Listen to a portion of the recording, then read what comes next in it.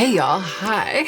I know, business fish today, and we'll get to the whys and wherefores in a minute. For months, I have been making this fashion content, like 10 outfits I'm obsessed with and why, the 3 bean salad outfit concept video, the video about trying to convince myself to wear mismatched accessories, etc., etc. And I've been making the videos just using imagery, referencing imagery, and not able to play with styling myself because we didn't have space. Well, we made space, and this is my first foray into using that space. Today, I'm recreating 5 of the Pinterest outfits that have featured prominently in my recent videos and just feeling how it feels to have them on my own body. Let's get right into the meat of the video.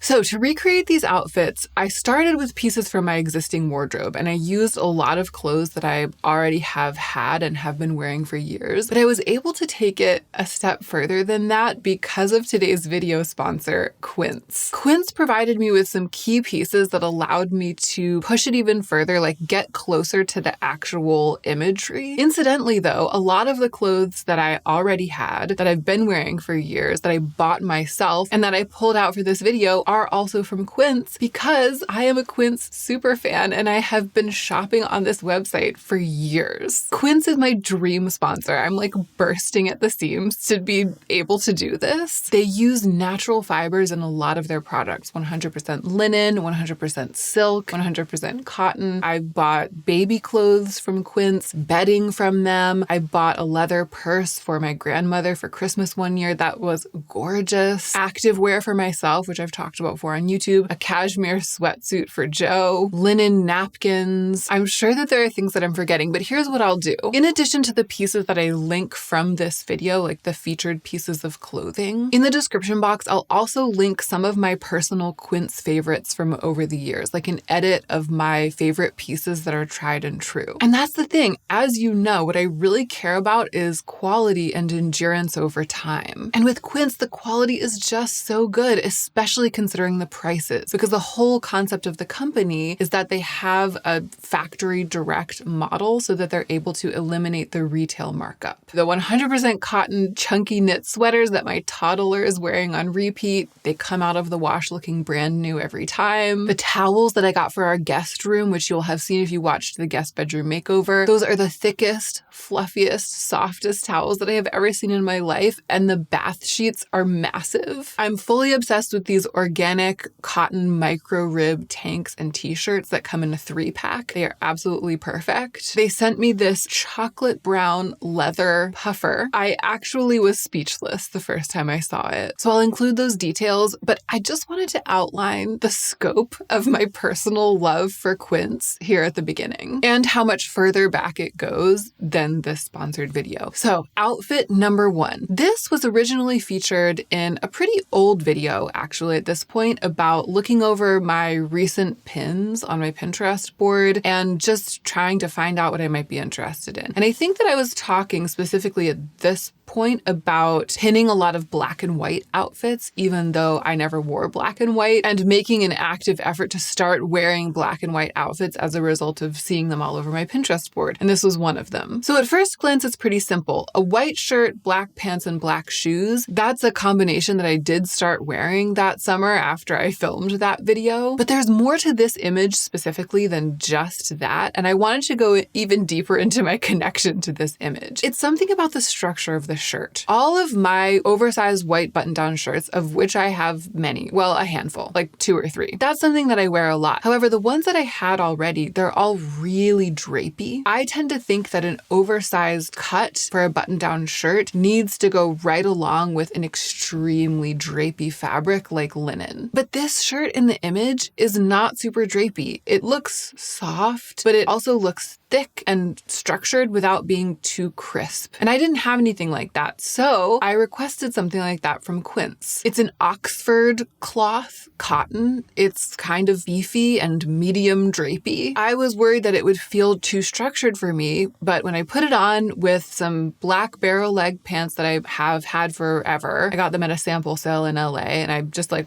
worn them to pieces. And these black glove flats, which are also from Quince, I absolutely loved how it looked and felt. And actually, this is the outfit that I was the most eager to wear in the days following the filming of the outfits for this video, because I was so happy with the sort of semi-structured drape. I rolled up the cuffs of the shirt to try to get some sort of equivalent of these big, thick, structured cuffs that you see here in this picture, and it just felt so good.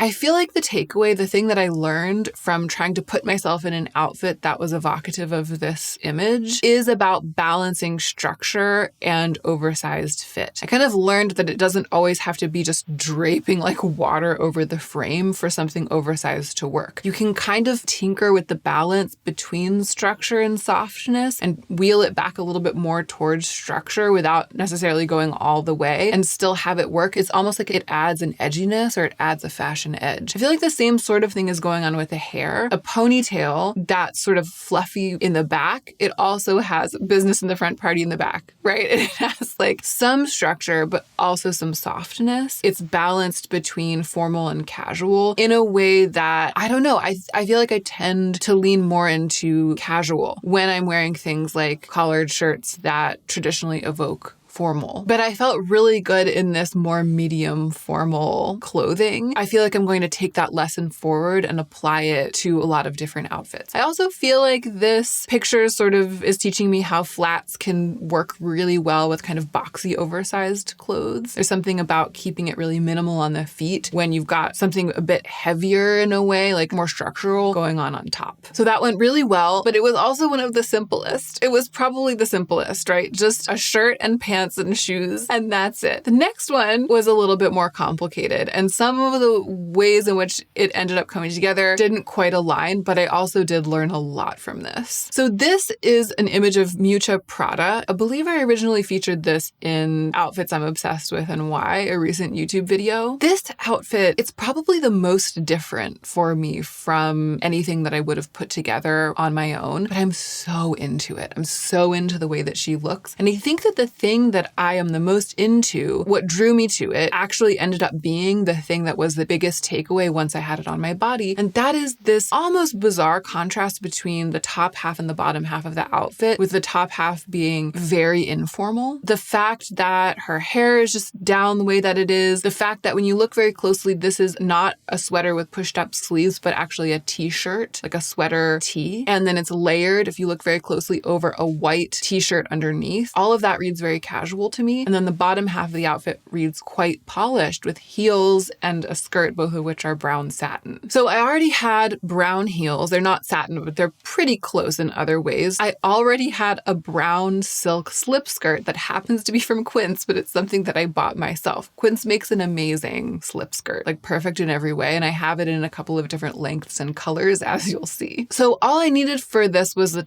top part. I actually ended up requesting a white t-shirt bodysuit because I thought it would be the best layering piece underneath a cashmere t-shirt, basically. But I got both the black cashmere t-shirt and the white bodysuit in a size large because I didn't want them to be too tight because everything is so nice and casually oversized here in the image. But I think that that was a mistake. I think that the Quince cashmere tee is actually already sort of a relaxed fit. I could have probably gone all the way down to a small and I would have still gotten somewhat close to the look of this image. And because it was a large, the neckline was kind of open, and so a lot more of the white bodysuit showed underneath, like at the collar, than shows in the image. I was hoping for that tiny little slice of white peeking through, but instead it's like quite a big chunk of white collar showing through. So the balance isn't quite there, but the overall idea is there, and overall it really did come together. I ended up feeling very not myself, but very good.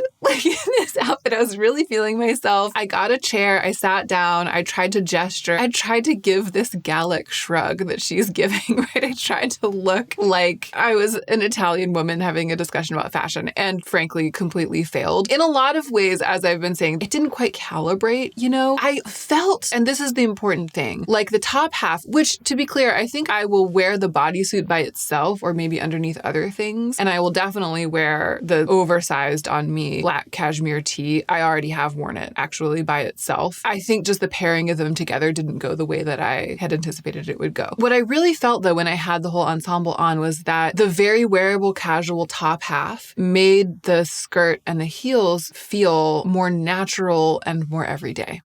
They went together better than I could have ever dreamed. I didn't feel like I was wearing a top half and a bottom half that didn't go together. No, in fact, what happened was the wearability of the top part made the bottom part less effortful. And I think that that is a lesson that could be applied far beyond this particular outfit. I also like the pairing of black and brown from that, and that helps reprogram my brain a little bit and open the door for more black and brown pairings. Okay, outfit number 3. This one was also from 10 Outfits I'm Obsessed With and Why. Totally obsessed with this outfit, totally obsessed with Abisola Omole. As you know, I never stop thinking about her and how impeccable her sense of style is. And there are so many outfits of hers that I would have loved to recreate. It was actually hard to choose one. But I went with this one partly because I already had a full length, like a floor length black column skirt. Again, it's one of Quince's black silk skirts that I bought like a couple of years ago because I wanted a skirt that fit like this. And I love a 100% silk skirt and the price is right. And so I've had this skirt and I've been wearing it for a couple of years now. I have it in a large. The brown is a medium and that would be my proper size in this skirt. In the large, it sits lower on my hips, and that is what makes it so incredibly long. It's a pretty long skirt to begin with. That's what makes it hit the floor so that if I wear it with flats, it basically covers my shoes just like this skirt that Abisola is wearing covers her shoes in this image. I originally thought that I would style it with the white bodysuit because it's a t-shirt style, the bodysuit, and I thought that it would end up looking pretty much exactly like this. The bodysuit, because I sized up to a large because of the reviews, it wasn't skin tight, and I feel like this, to really make this look work, it needs to be a very bodycon shirt. So I ended up going through my drawers and finding, again, something that I purchased myself from Quince, which is one of those ribbed tops, the organic cotton micro rib in white. It's not quite the same as this because with the black skirt sitting low on my hips and the tank being kind of like a tiny tank, baby tee length, it shows a little bit of skin around my midsection. It's very 90s. However, when I had that on, the tank with the skirt, I suddenly felt like the overall silhouette and the vibe of my outfit was much more aligned with the inspiration image than it had been when I had on the bodysuit, even though technically the bodysuit looks a little bit more like what she has on. The takeaway for me here was that sometimes when you're,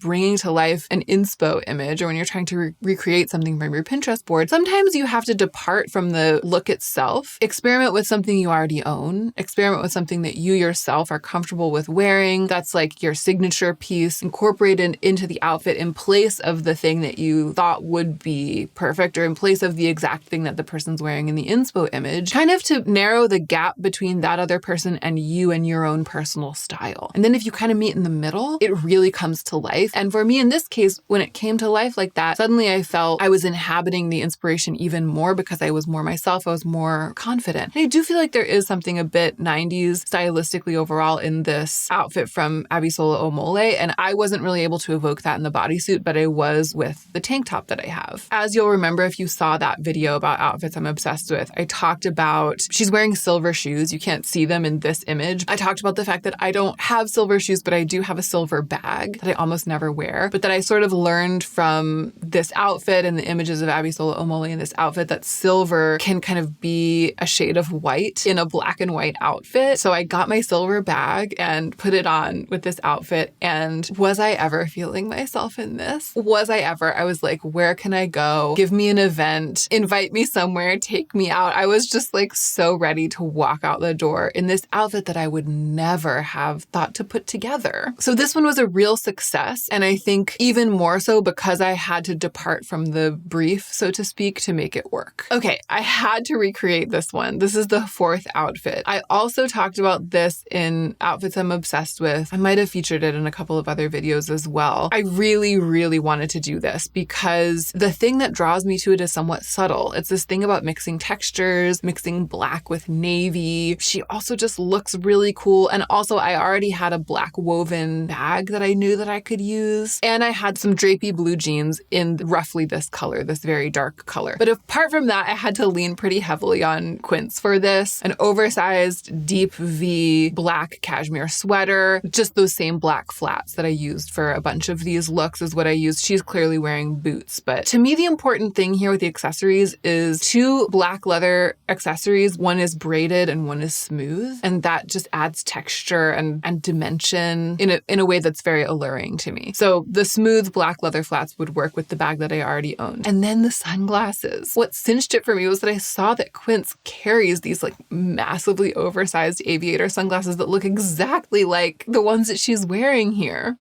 So it didn't quite come together like this. We have slightly different proportions, I and this woman. The pants that I have are quite different. Hers are like these dark trouser style jeans and mine are kind of casual balloon pants, but the colors and textures are what matter to me. And the sunglasses, I really was feeling my oats in those. It felt very easy to wear. Another thing that I could have just walked out the door in that I wouldn't have put together on my own, but felt incredibly easy to wear and that I probably will wear. I haven't done it yet. I probably will. The only thing I wrote down in my notes when I was trying on these outfits for a takeaway here was about mixing textures, but I've always known that was the takeaway from this outfit, right? You can see it just by looking at it. I think though, having it on my body, it went a step further than that. It was something about the combination of drapey oversized with a little bit of a sense of formality. Because usually I wear a lot of drapey oversized things. It tends to be artistic and a little bit slovenly, but I mean that in a chic way, kind of dressed down. Like I feel like this is sort of a theme in this video. I feel like the more oversized a thing is, the more casual it makes it on me. And here, just like in the first image, I felt like maybe because it was with the denim, maybe because of the bag, maybe because of the sunglasses, I was wearing these slouchy oversized pieces, but I felt much more pulled together than I usually do in pieces like that. Something about the styling, and I really liked that. And that's something that I'm going to keep chewing on. So I ended up looking really different from this model for a lot of little reasons that kind of all added up to it not quite looking the same, but I really loved the outfit that I ended up with. And lastly, I had to do this one. When I saw that Quince had a blazer in this color with this collar, I immediately thought of this image and I had to do this one. So when I was trying on the clothes, when I was putting the outfits together, I put this on with pants. I just wanted to see how it would feel to wear it, more to the point to wear it without anything underneath, right? Because in my video, I think it was deprogramming the obsession with youth, I kind of crowdsourced this question. Like you see all of these amazing fashion imagery of models wearing a blazer with nothing underneath, and I'm obsessed with it because I really like to expose this part of my body, as I said in that video. So I was like, is this possible? Are we doing this? Can you wear a blazer with nothing underneath? Is it uncouth? Is it couth? Is it viable even? I don't know. I set out to find out for myself. And my friends, here's what I discovered. I freaking love the aesthetic. I love the way that it looks. I loved the way that I looked in this outfit. I love the way that I look sitting here before you. Skin goes down, and where does it end? It never ends, right? It's just skin all the way down. However, for a blazer, this is what I learned. For a blazer to be low cut enough to really serve deep V, meaning like it buttons way down here, it's too loose. It's going to come apart when you move your arms. And when I was moving around, like shooting the footage of myself wearing the clothes over there in the fashion part of the studio, I mean, if there had been people around, they would have seen everything, depending on the angle. And the only reason that you haven't really seen everything as I sit here before you is that everything there is to see is like below the level of the screen. But if I move my arms around, if I talk, it's like, I mean, cleavage is too weak a word for what is being revealed. So I don't know. Could I do it? Not in a professional setting, right? Not in a business setting. Could I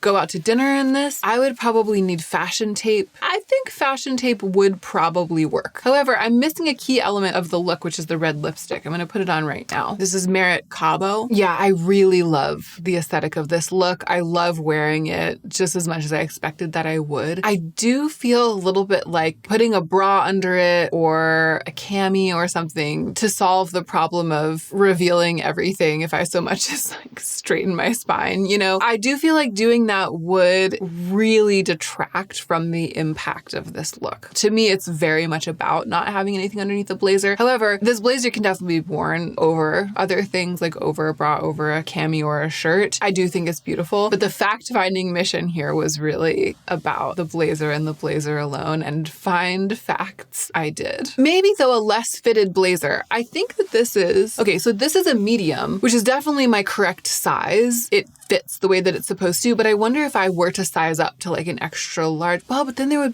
be more open. I was going to say that maybe then when I moved around my arms, the blazer wouldn't move as much. There would be so much revealed because this is already like halfway down to my belly button. So I don't know if sizing up, maybe certain blazers would allow one to get away with this more than this one does. Someone's started in with a leaf blower in the neighbor's yard. I hope that you can't hear that. We're wrapping up anyway, though. We're at the end. So I feel like the overarching takeaway, like the general takeaway, well, for me, there are a couple. One, I am so excited to be able to start filming in that space because it is different, right? It's different to put the outfit on. I learn all of these things about what I'm drawn to and what they mean in practice. There are things like the wearability of the semi-structured, like soft Oxford cloth, oversized button down. I could guess at that looking at it, or I might have looked at it and thought, well, I would like to recreate this, but I would need a softer linen. But then actually doing it, I learned that it has something to offer me. There's just a whole new layer of nuance and revelations that comes with trying the things on myself. So that's great. But from this video specifically, I feel I learned that failing to accurately recreate the outfit also really gets you somewhere. Just trying and not quite making it also really gets you somewhere, which means that you shouldn't be afraid to try to recreate outfits from your Pinterest board, even if you think you don't have anything that would work, right? You don't have anything close to what would work. Your clothes aren't quite the same fabric or color, or you have the top half of the outfit but not the bottom half. If you just come as close as you can get, like for example in that third outfit with the white tank top instead of the fitted white t-shirt, kind of coming as close as I could get, and the silver bag instead of the little white bags. They didn't have a white bag. It still just flings open the doors of very many possibilities, and it's exciting because it's possibilities that you have already, possibilities for things that you can do with the clothes that are actually in your wardrobe and that are actually on your body. I feel like what happened, even though I had a significant amount of help because of working with Quince on this video, so I was able to get some pieces that are much closer to what you see in the images than some of the things that I had already in my wardrobe. Even doing that, I kind of failed to exactly recreate every single outfit perfectly, but I failed up. I feel like I failed up. I ended up with what's wearable for me, and I ended up learning a lot more about my unique self by going through this exercise. So it's really about springboarding from the inspiration rather than replicating what you see. And I hope that that's something that will be useful to all of you. So I'll link the other fashion videos that I referenced down below. And I also have a fashion playlist, which I'll link. If you really are interested in the fashion content, you can click on that and just watch through all of my fashion specific videos from the past couple of years. I hope you enjoyed this, and I hope that you're excited about upcoming similar content. I really appreciate you for being here with me, and I hope you're taking extra good care of yourself so that you can be the most effective version of yourself as you do your work in the world.